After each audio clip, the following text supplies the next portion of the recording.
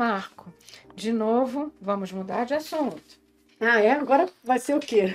Agora a gente vai falar Olha, esse sobre... eu não me preparei, hein? Não? Tô brincando, tô brincando. Esse aí você sabe, de olho fechado. Você sabe de olho fechado sobre esse assunto. Dínamo HSM-ST. Fala um pouco desse produto, que a gente sabe que é reconhecido, a excelência dele no mercado, e que, se você não gostaria de aproveitar para falar um pouco dele. Tá bom.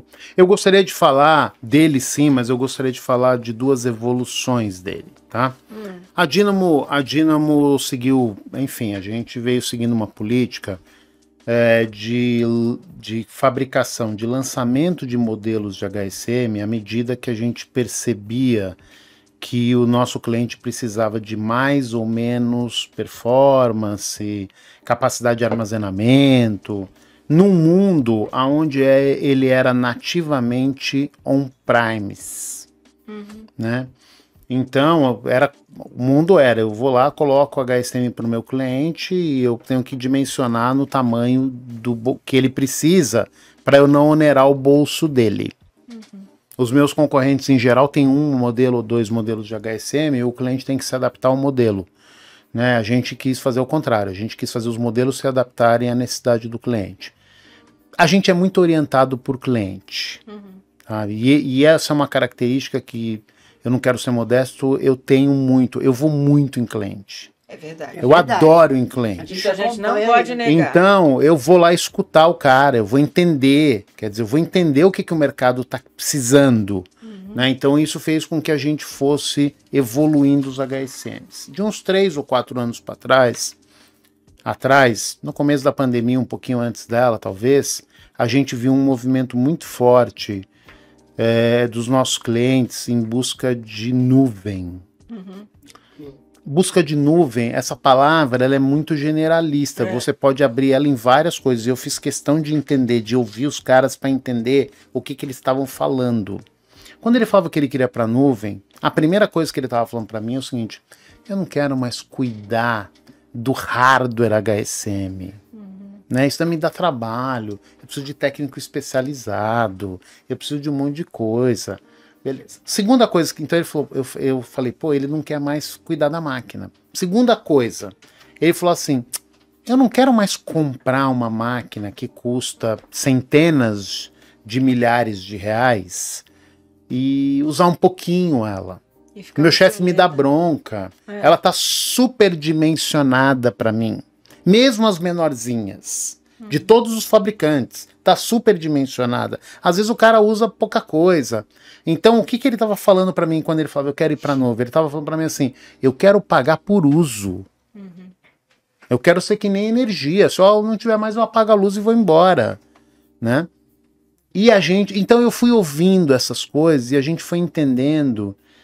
Assim como o certificado digital, o HSM ele foi se desmaterializando como produto e passou a se materializar como um insumo. O HSM hoje na Dynamo, embora a gente ainda permeie 3 modelos, 4, né, com o Pocket, no futuro provavelmente a gente deve ter um modelo só, que vai ser, assim como alguns dos meus concorrentes mais sofisticados, eles dimensionam a máquina por software, né? Então eles dizem, olha, é uma mesma máquina e ele pode tunar o throughput, a quantidade de chave, blá blá blá. A gente deve ir para esse caminho do ponto de vista de máquina. Mas a gente não vende mais assim para o cliente, não. A gente vende pela necessidade de consumo dele, independente de ser on-premises ou ser nuvem. Então muitos clientes meus hoje vão para nuvem com a gente, né? A gente tem uma infra já de data center considerado, eu já tenho 3 data centers interligados com fibra ótica, replicando HSMs em lugar diferente, para o cara não ter problema de queda de um lugar e o outro não. Inclusive fora do Brasil, a gente já tem HSMs nos Estados Unidos, replicando com uma rede. E os meus clientes têm comprado isso, têm comprado esse tipo de serviço. Então a forma de venda, né, embora a gente tenha focado no ST, que é a sua pergunta, que é a nossa máquina mais sofisticada, e ela vai continuar, eu acho que ela vai se sofisticar mais. O que quer dizer o ST? O ST é de standard, foi a primeira máquina nossa, depois a gente fez o XP, que é o Extra Power, e depois a gente fez o CD, que era uma máquina muito voltada para a autoridade certificadora, que não precisa de alto throughput, ela é uma máquina de throughput na média de 4.000 transações por segundo, que para a gente é baixa, o ST faz quase 25.000 transações por segundo. Mas a gente desmaterializou, então quando o cliente quer comprar um equipamento, uma solução nossa, né, de criptografia, primeiro que a gente pergunta para o que ele vai querer, porque a gente foi criando aos poucos funções criptográficas especialistas. Vou te explicar. O cara quer fazer assinatura de PADs, CHADs e CADs. Para quem não é iniciado, XML, PDF, TXT. Sim. Né? Quando o cara quer fazer isso, ele tem que saber construir um assinador. Ele não precisa de um HSM só. O HSM ele faz a função criptográfica, mas como a criptografia vai funcionar naquele caso, ele tem que construir um assinador. E os clientes não sabem fazer isso e não tem mão de obra especializada para fazer isso. Então nós percebemos uma oportunidade de mercado. Nós construímos uma função criptográfica, uma API que fazia isso.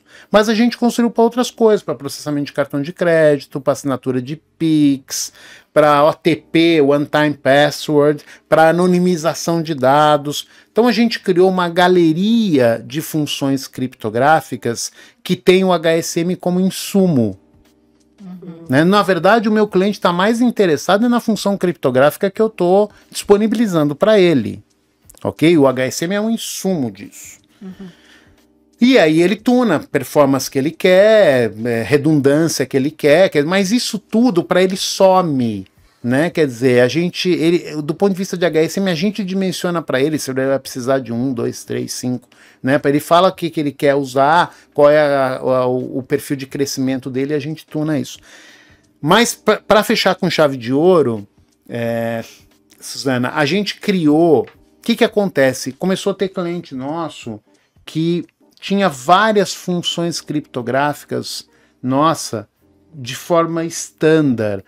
Ele comprou uma solução para Pix, ele comprou uma solução para SPB, ele comprou uma solução para OTP, ele comprou uma solução para assinatura de PADs, CADs, de arquivos de assinatura digital, tal, e com um cara fornecedores diferentes. E cada cara administrando uma dessas máquinas. Vamos voltar lá no KMS, chave, algoritmo, blá blá blá blá blá blá. Quando a gente percebeu essa loucura, a gente percebeu que a gente precisava construir uma gestão centralizada disso. Então a gente criou um negócio chamado barramento criptográfico.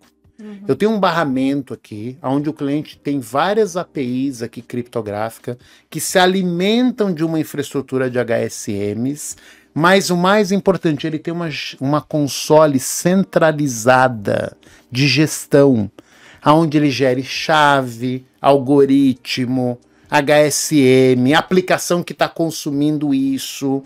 Eu tenho um cliente que tem 8, 9 aplicações consumindo funções criptográficas diferentes, aplicações de terceiros, né? Mercado de varejo, por exemplo. O mercado de então eu tenho lá, sei lá, o Beyond Trust, que é cofre de senha, consumindo uma API, mas eu tenho também o Fireblocks consumindo uma outra, eu tenho não sei o quê, eu tenho a aplicação, o DuckSign, ou outro assinador consumindo outra, mas a gente disponibilizou para o cliente uma gestão centralizada disso. Porque senão ia virar uma loucura. O cara gerir tudo isso.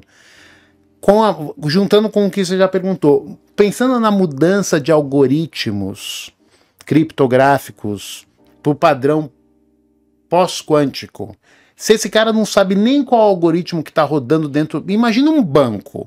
Imagina quantas aplicações esse cara tem que usa criptografia. Imagina que ele não tem a mínima ideia do algoritmo que roda em cada uma delas. Como é que esse cara vai saber se a hora que mudar isso para um ambiente pós-quântico, o que ele tem que mexer? Então a gente fez uma proposta para o nosso cliente de, cara, vamos colocar um barramento criptográfico centralizado.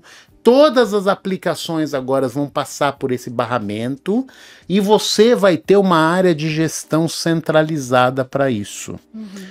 Então eu diria para você que esse é o último estágio que nós estamos agora da tecnologia, aonde tudo isso consome os HSMs STs na minha nuvem ou no ambiente do cliente. De qualquer forma, esse HSM, para ele, virou um insumo, que ele muitas vezes não quer nem olhar para ele. Ele quer olhar para as funcionalidades que a gente está oferecendo para ele agora. Isso aí vai sintetizar tudo que a gente falou aqui. Sim. Gestão de chaves, custódia de criptoativos, enfim, de ativos digitais, é tudo, né? O cliente precisa, porque olha só, como a vida do cliente está ficando mais complicada e a gente tem que ajudar. Esse cara, muitos desses clientes nossos, ele tem uma farm de HSMs agora, mas que ele precisa dimensionar o processamento de aplicações em HSMs diferentes. Por exemplo, ele não pode misturar a assinatura de contrato, que tem uma chave PKI CP Brasil, com a máquina de custódia de ativo digital. Não, ele tem que segregar esse negócio. Como é que ele faz isso? Na mão? Vai lá, troca o cabo? Não, não dá. Então, o cara tem uma console aonde ele faz esse gerenciamento. Esse cara quer fazer o que a gente chama de georredundância. Ele quer colocar parte da carga de processamento criptográfico dele em São Paulo, a outra parte lá nos Estados Unidos. Né? Esse cara fala, não sei o que vai acontecer nesse país, naquele, tá tudo muito louco. Ele divide, sincroniza esses caras. Então isso tudo, a gente percebeu que era uma necessidade de gestão criptográfica, porque esse mundo ficou complexo. Antigamente tinha uma coisa que fazia criptografia, ou uma aplicação, depois a gente foi para 2, foi para 5, agora tem 50. Então o mundo ficou mais complexo e é isso que a gente fez. E é gestão de risco, né? Muito. Gestão de risco. Mas tem uma coisa engraçada, eu ouvi uma coisa essa semana que eu vou falar para vocês, nisso que você falou de gestão de risco. A gente vive um hiato da criptografia na gestão das empresas. Vou te explicar.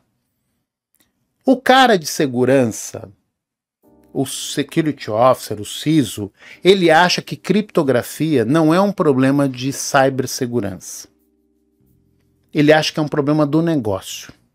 O cara do negócio acha que é um problema de tecnologia. Então, a criptografia hoje ficou num meio aonde a empresa não sabe muito bem quem vai cuidar disso. Você quer minha opinião? É dos dois.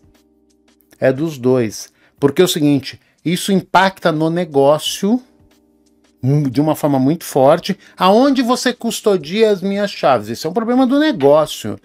Mas quem tem a competência é o outro. De conhecimento, de regras de segurança, quem é o especialista é o cara de segurança. Então isso é uma gestão matricial que as empresas ainda não absorveram. A gente tem feito um trabalho muito forte nas duas áreas.